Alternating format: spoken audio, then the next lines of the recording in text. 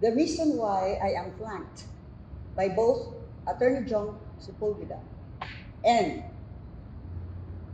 Mr. Andy Hill, the owner of Mr. Lu, is because the presence and the actuations of that senator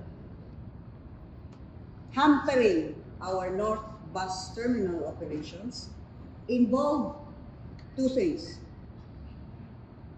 the legal side of it and the perhaps enlightenment side of it, because I choose to be more kind. I would not wish to say that we would have to cure the ignorance side of it. We come here to show that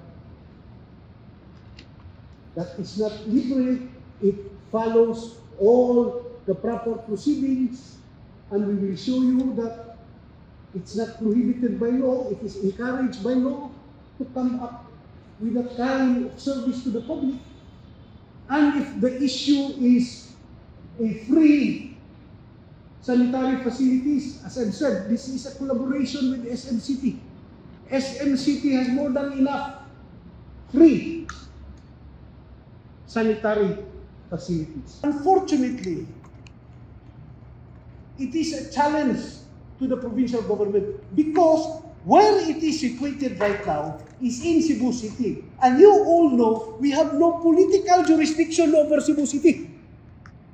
And much as we would like to barge our way in Cebu City and impose our will na, ayun, nagpaparkingi dili, papahawaan na sila, we don't. We collaborate.